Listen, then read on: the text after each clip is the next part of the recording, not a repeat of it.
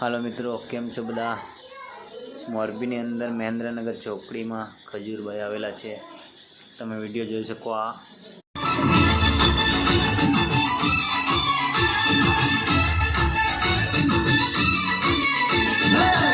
મારી રીસાણી છે, બપમ ગાડી લેવા. અરે તું મારી રીસાણી છે, બપમ ગાડી લેવા.